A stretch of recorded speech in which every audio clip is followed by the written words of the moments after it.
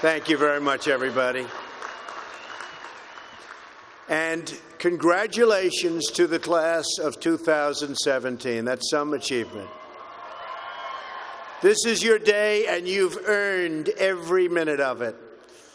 And I'm thrilled to be back at Liberty University. I've been here, this is now my third time, and we love setting records, right? We always set records. We have to set records. We have no choice.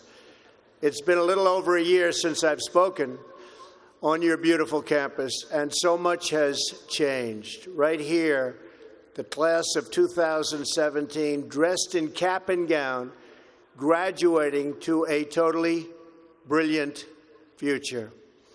And here I am standing before you as President of the United States. So I'm guessing there are some people here today who thought that either one of those things, either one, would really require major help from God.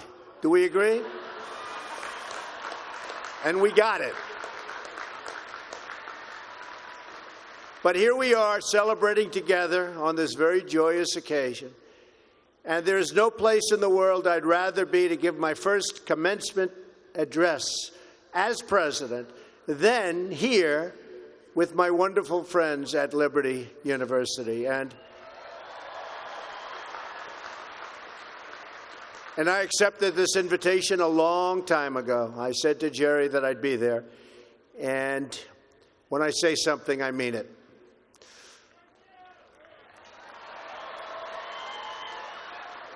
I want to thank President Jerry Falwell and his incredible wife, Becky. Stand up, Becky. For their kind words, their steadfast support, and their really wonderful friendship. Let me also extend our appreciation to the entire Falwell family, Trey, Sarah, Wesley, Laura, and Caroline. Thank you for everything you do to make this university so exceptional. One of the truly great schools. Most importantly, to our new graduates, each of you should take immense pride in what you have achieved. There's another group of amazing people we want to celebrate today, and they are the ones who have made this journey possible for you. And you know who that is? Nobody. You forgot already. You're going to go out. You're going to do whatever you're going to do. Some are going to make a lot of money.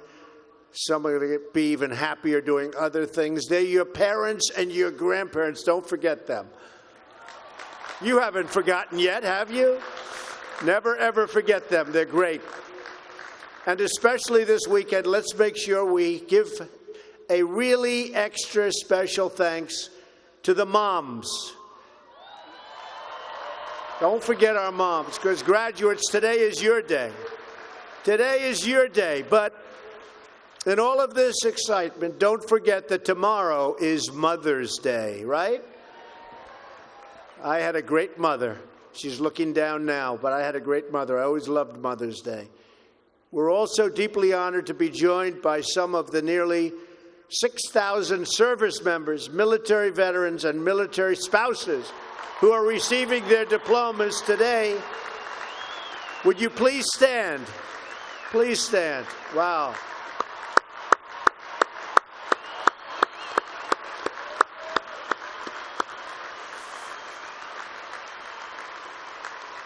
That's great. Thank you very much. Great job. We're profoundly grateful to every single one of you who sacrificed to keep us safe and to protect God's precious gift of freedom. It is truly a testament to this university and to the values that you embrace that your graduating class includes so many patriots who have served our country in uniform. Thank you very much. To the class of 2017, today you end one chapter, but you are about to begin the greatest adventure of your life. Just think for a moment of how blessed you are to be here today at this great university, living in this amazing country, surrounded by people who you love and care about so much. Then ask yourself, with all of those blessings and all of the blessings that you've been given, what will you give back to this country and indeed to the world? What imprint will you leave in the sands of history? What will future Americans say we did in our brief time right here on earth? Did we take risks? Did we dare to defy expectations? Did we challenge accepted wisdom and take on established systems? I think I did, but we all did, and we're all doing it. Or did we just go along with convention, swim downstream so easily with the current, and just give in because it was the easy way, it was the traditional way, or it was the accepted way? Remember this: nothing worth doing ever, ever, ever came easy. Following your convictions means you must be willing to face criticism from those who lack the same courage to do what is right, and they know what is right, but they don't have the courage or the guts or the stamina to take it and to do it. It's called the road less traveled. I know that each of you will be a warrior for the truth, will be a warrior for our country and for your family.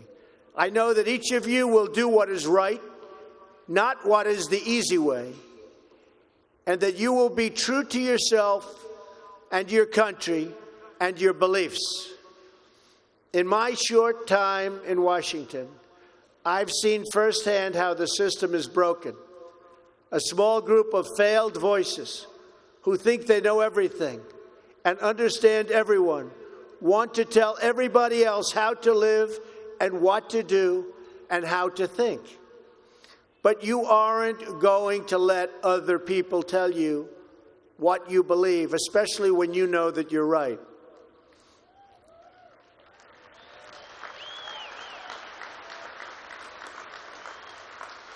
And those of you graduating here today who have given 500,000 hours of charity last year alone, unbelievable amount of work and charity, and few universities or colleges can claim anything even close.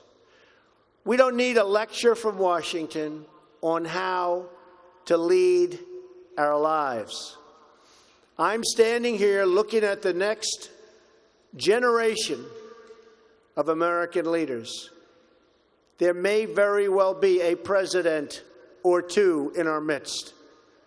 Anybody think they're going to be president? Raise your hand.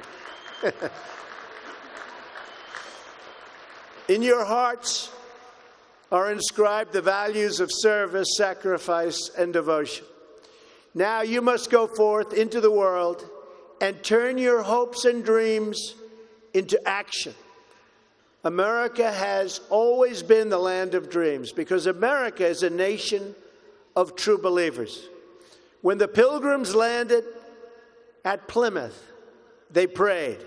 When the founders wrote the Declaration of Independence, they invoked our Creator 4 times. Because in America, we don't worship government, we worship God.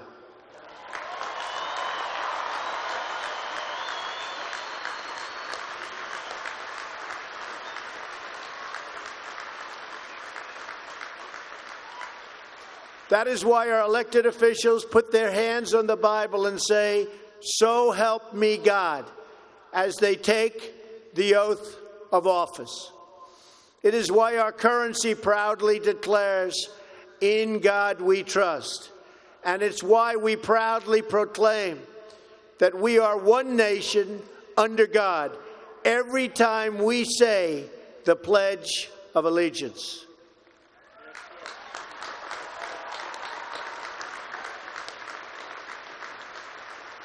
The story of America is the story of an adventure that began with deep faith, big dreams and humble beginnings. That is also the story of Liberty University. When I think about the visionary founder of this great institution, Reverend Jerry Falwell Sr., I can only imagine how excited he would be if he could see all of this and all of you today, and how proud he would be of his son and of his family. In just 2 days, we will mark the 10th anniversary of Reverend Falwell's passing. And I used to love watching him on television, hearing him preach. He was a very special man. He would be so proud, not just at what you've achieved, but of the young men and women of character that you've all become. And Jerry, I know your dad is looking down on you right now, and he is proud. He is very proud. So congratulations on a great job, Jerry. Reverend Falwell's life is a testament to the power of faith to change the world. The inspiring legacy that we see all around us in this great stadium. This is a beautiful stadium, and it is packed. I'm so happy about that. I said, how are you going to fill up a place like that? It is packed, Jerry. In this beautiful campus and in your smiling faces, but it all began with a vision. That vision was of a world-class university for evangelical Christians. And I want to thank you because, boy, did you come out and vote, those of you that are old enough. In other words, your parents. Boy, oh boy, you voted. You voted. No doubt many people told him his vision wasn't possible.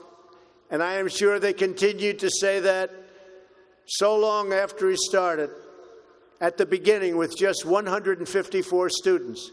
But the fact is, no one has ever achieved anything significant without a chorus of critics standing on the sidelines explaining why it can't be done. Nothing is easier or more pathetic than being a critic, because they're people that can't get the job done. But the future belongs to the dreamers, not to the critics. The future belongs to the people who follow their heart no matter what the critics say, because they truly believe in their vision.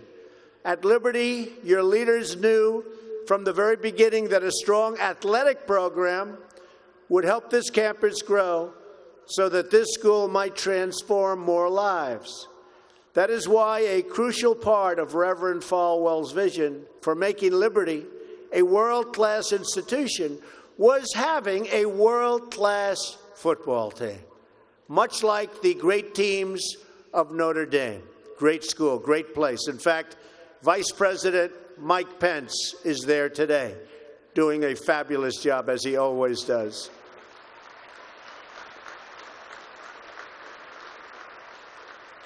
A few years ago, the New York Times even wrote a story on the great ambitions of the Liberty Flames. That story prompted a longtime president of another school to write a letter to Jerry. It's a letter that Reverend Falwell would have been very, very pleased to read. Jerry tells me that letter now hangs in the wall in the boardroom of your great university. It came from the late Father Theodore Hesburgh, who was the beloved president of the University of Notre Dame 35 years ago. Like this school's founder, he was a truly kind-hearted man of very, very deep faith. In the letter, Father Hesburgh recalled that Notre Dame's own meteoric rise from a small Midwestern school to a national football powerhouse. And then he wrote something so amazing and generous. He wrote, "I think you are on that same trajectory now, and I want to wish you all the best and encourage you from the starting and from being able to start very small, and arriving in the big time. Thanks to hard work, great faith, and incredible devotion, those dreams have come true. As of February of this year, the Liberty Flames are playing in the FBS, the highest level of competition in NCAA football. Don't clap. That could be tough. Don't clap. That could be tough. I'm a little worried. I don't want to look at some of those scores here. Jerry, are you sure you know what you're doing here? Those other players are big and fast and strong, but I have a feeling you're going to do very well, right? From the most humble roots, you've become a powerhouse in both education and sports. And just wait until the world hears the football teams you'll be playing on your schedule starting next season. President Falwell gave me a list of some of those schools, the ones you're going to be playing 2018. Would you like me to read the names? Just came out. Would you like to hear them? I'm a little bit concerned. UMass, Virginia, Auburn. Jerry, are you sure you know what you're doing? Jerry, Auburn. I don't know about that, James. This could be trouble, Jerry. Rutgers, Old Dominion, Brigham Young, Army. I might be at that game. Who am I supposed to root for? Tell me. I don't know. That's a tough one, Jerry. I don't know, Jerry. I'm going to have to think about that one, Jerry. Buffalo, Troy, Virginia Tech. Oh, no, Jerry. Ole Miss. And Wake Forest. Those are really top schools. That's maybe in 4 or 5 years I'll come to a game, right? You'll build it up. Well, good luck. The success of your athletic program arriving on the big stage should be a reminder to every new graduate of just what you can achieve when you start small, pursue a big vision, and never, ever quit. You never quit. If I give you one message to hold in your hearts today, it's this: never, ever give up. There'll be times in your life you'll want to quit, you'll want to go home. You'll want to go home perhaps to that wonderful mother that's sitting back there watching you and say, Mom, I can't do it. I can't do it. Just never quit. Go back home and tell Mom, Dad, I can do it. I can do it. I will do it. You're going to be successful. I've seen so many brilliant people. They gave up in life. They were totally brilliant. They were top of their class. They were the best students. They were the best of everything. They gave up. I've seen others who really didn't have that talent or that ability, and they're among the most successful people today in the world because they never quit and they never gave up. So just remember that. Never stop fighting for what you believe in and for the people who care about you. Carry yourself with dignity and pride.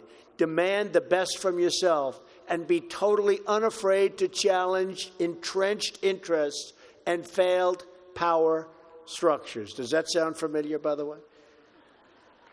The more people tell you it's not possible, that it can't be done, the more you should be absolutely determined to prove them wrong. Treat the word impossible as nothing more than motivation. Relish the opportunity to be an outsider. Embrace that label. Being an outsider is fine. Embrace the label. Because it's the outsiders who change the world and who make a real and lasting difference. The more that a broken system tells you that you're wrong, the more certain you should be that you must keep pushing ahead. You must keep pushing forward. And always have the courage to be yourself. Most importantly, you have to do what you love. You have to do what you love. I've seen so many people, they're forced through lots of reasons, sometimes including family, to go down a path that they don't want to go down a path that leads them to something that they don't love, that they don't enjoy. You have to do what you love, or you most likely won't be very successful at it. So do what you love. I want to recognize a friend who is here with us today, who can serve as an inspiration to us all. Someone who doesn't know the meaning of the word quit. Real champion. A true champion. Both on the field, off the field. He's a Hall of Fame quarterback for the Buffalo Bills. Really a good friend of mine, an amazing guy. Jim Kelly. Where's Jim? He's here someplace. Where's Jim? Stand up, Jim. What a great man. Jim Kelly. He was tough.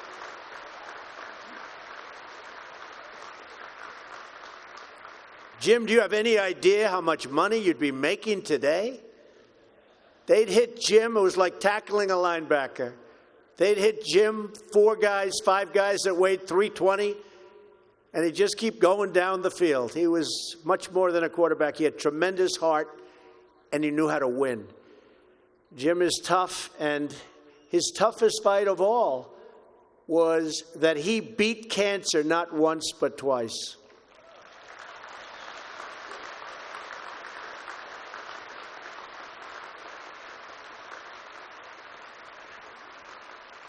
And I saw him and his incredible wife as they were in a very low moment. Jill, very, very low moment.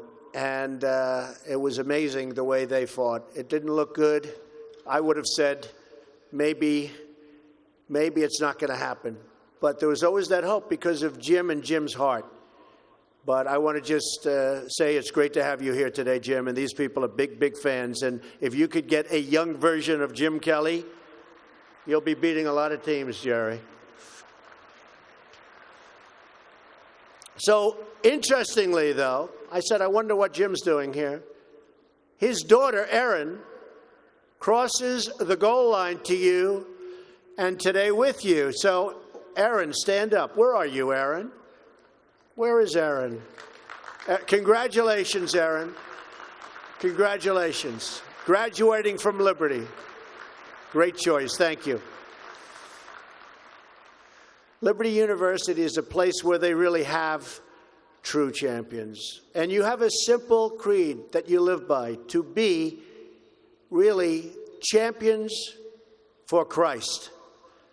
Whether you're called to be a missionary overseas, to shepherd a church, or to be a leader in your community, you are living witness of the gospel message of faith, hope, and love. And I must tell you, I am so proud as your president to have helped you along over the past short period of time. I said I was going to do it, and Jerry, I did it. And a lot of people are very happy with what's taken place, especially last week. We did some very important signings. Right, James? Very important signings. America is better when people put their faith into action. As long as I am your president, no one is ever going to stop you from practicing your faith or from preaching what's in your heart.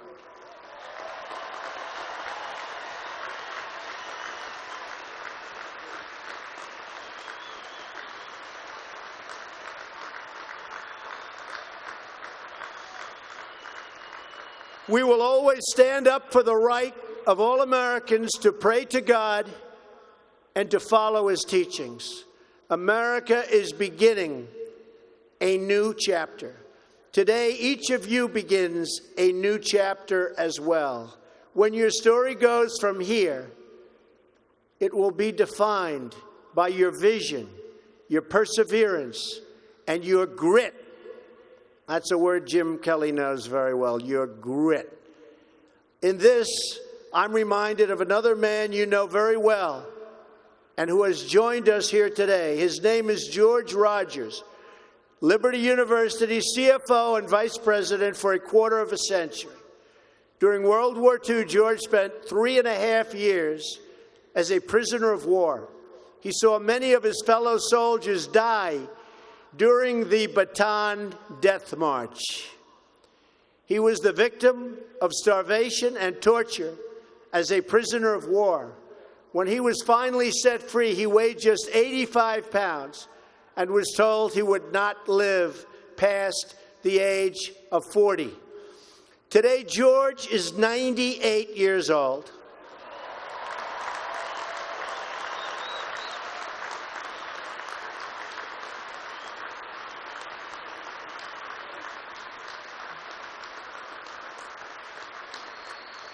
Great.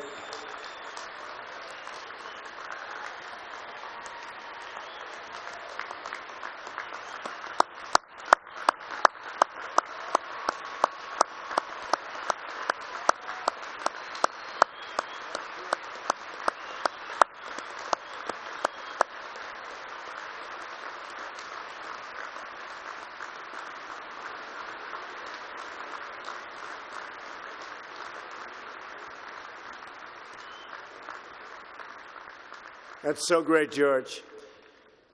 If anyone ever had reason to quit, to give in to the bitterness and anger that we all face at some point, to lose hope in God's vision for his life, it was indeed George Rogers. But that's not what he did. He stood up for his country. He stood up for his community. He stood up for his family, and he defended civilization against a tide of barbarity, the kind of barbarity we're seeing today and we've been witnessing over the last number of years. And I just want to tell you, as your president, we are doing very, very well in countering it. So you just hang in there. Things are going along very, very well. You'll be hearing a lot about it next week from our generals. Things are going along very, very well. Through it all, he kept his faith in God, even in the darkest depths of despair. Like so many others of his generation, George came home to a nation full of optimism and pride and began to live out the American dream. He started a family. He discovered God's plan for him and pursued that vision with all his might, pouring his passion into a tiny college in a place called Lynchburg, Virginia. Did you ever hear of that? Lynchburg? We love it. Do you like it? We like it, right? I flew over it a little while ago. It's amazing, actually. What started as a dream with a few good friends, he helped shepherd into the largest Christian university in the world. Just look at this amazing, soaring, growing campus, and I've been watching it grow because I've been a friend of Liberty for a long time now, Jerry. It's been a long time. Thanks in great part to George's financial stewardship. Hundreds of thousands of young hearts and souls have been enriched at Liberty and inspired by the Spirit of God. George, we thank you and we salute you, and you just stay healthy for a long time, George. Thank you.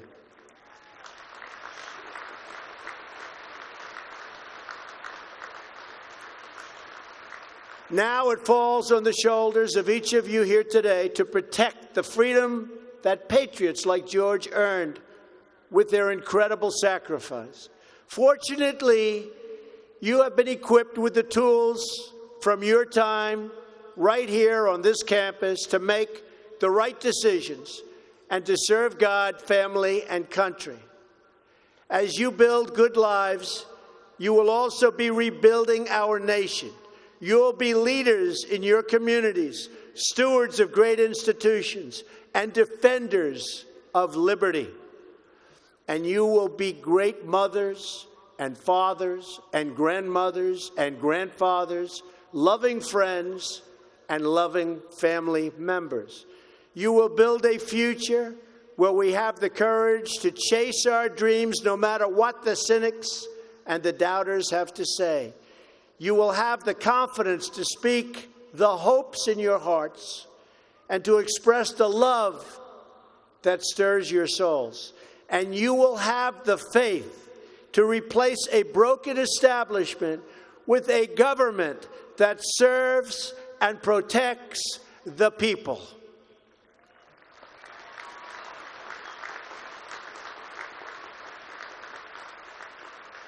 We must always remember that we share one home and one glorious destiny. Whether we are brown, black, or white, we all bleed the same red blood of patriots. We all salute the same great American flag, and we are all made by the same Almighty God. As long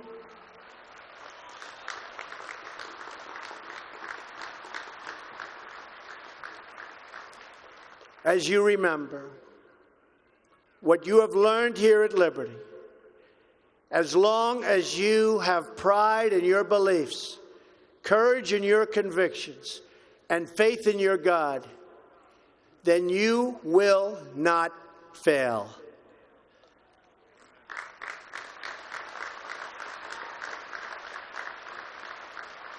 And as long as America remains true to its values, loyal to its citizens, and devoted to its Creator, then our best days are yet to come. I can promise you that.